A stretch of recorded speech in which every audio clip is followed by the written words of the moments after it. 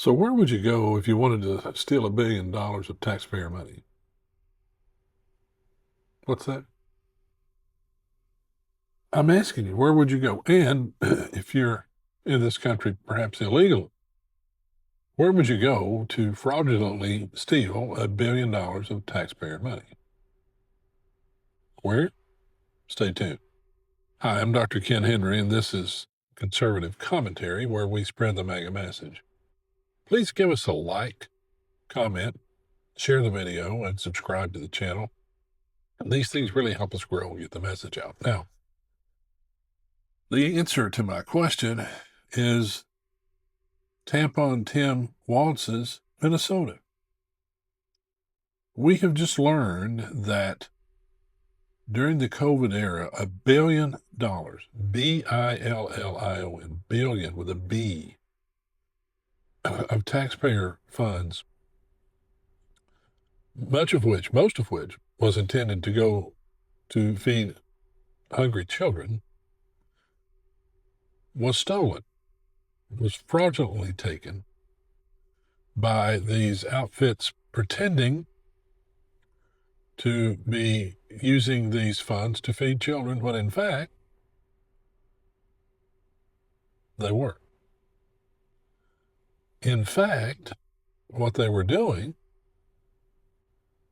was buying real estate, luxury cars, taking trips, and perhaps worst of all, funneling American taxpayer dollars intended for children to Al-Shabaab.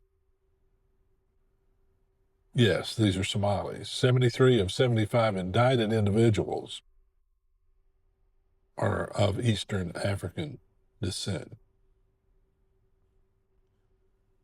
And what about Tampon Tim? Well, he describes himself this way. And I'm a knucklehead at times. We all recall that, right? Now, interestingly, Kristi Noem just revealed to the president at a cabinet meeting this week that 50%, half of the Somalis in Minnesota obtained visas fraudulently. It seems to be an epidemic, fraudulent epidemic among the Somalis. And the intent is to remove them from the country. And oh, by the way, one of the Somalis she's talking about is Ilhan Omar, who claims she married her brother to gain entry into the United States. You know, you told me to look into Minnesota and their fraud on visas and their programs. 50% of them are fraudulent, which means that wacko Governor Walz either is an idiot or he did it on purpose. You know, I liked her description of Walz. He's either an idiot or he did it on purpose, or maybe both. But here's the real problem. This guy will not accept responsibility for $1 billion disappearing on his watch. In fact, he runs from the question and says I take responsibility for putting people in jail. And it's not really a Somali problem. Yeah, to me it is. And you and your Minneapolis mayor have pandered to this group because you think you can count on them in elections. And you're afraid of Omar because she has a really big mouth. But ladies and gentlemen, $1 billion is gone of taxpayer money. And he was warned.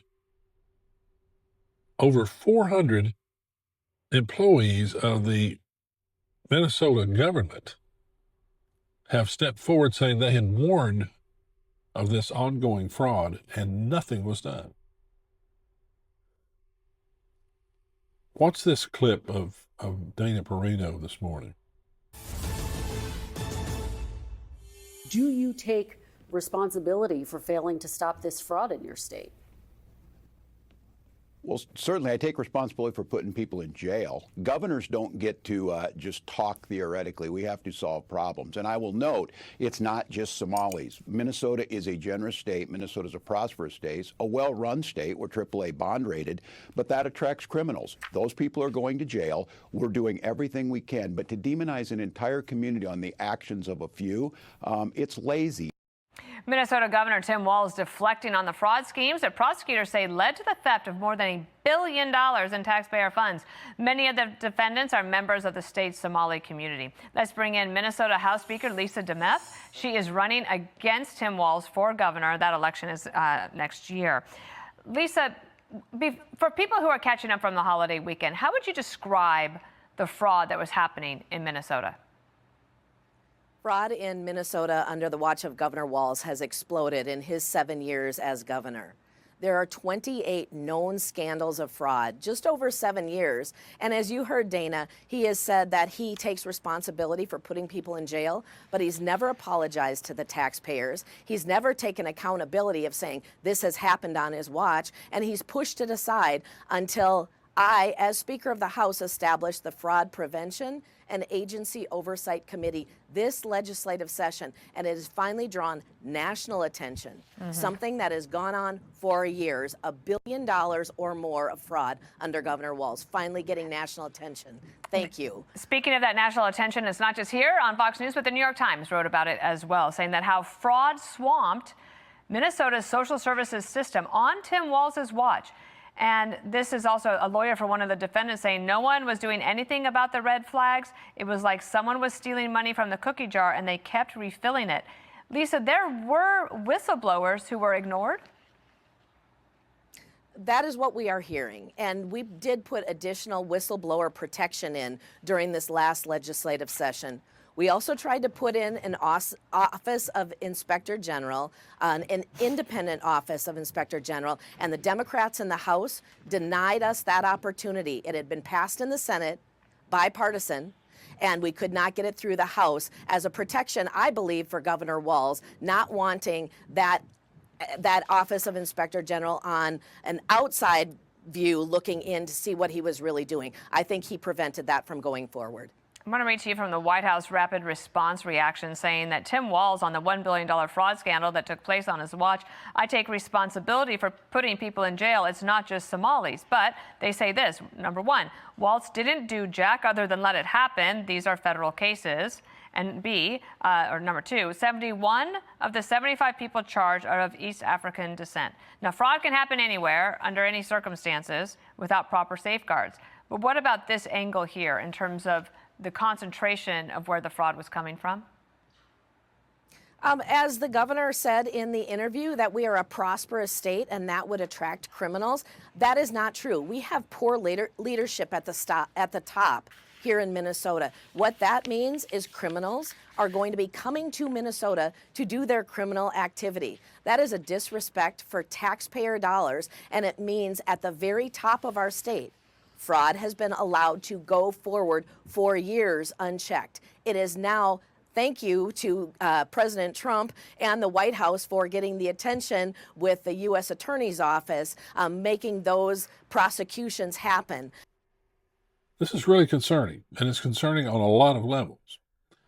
If, in fact, a group of illegals can come into this country, gain access to government funds under the pretense of feeding children and then funnel it to a terrorist group, oh my God, we have a problem, right? And of course, the Minneapolis mayor holds a press conference in which he says, our police are not going to cooperate with ICE when they're trying to round up these Somalis.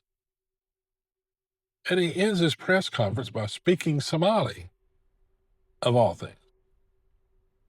Yeah, of course, this is the same fool who, during the BLM riots and following George Floyd, tried to go and appease the crowds, and they chased him off.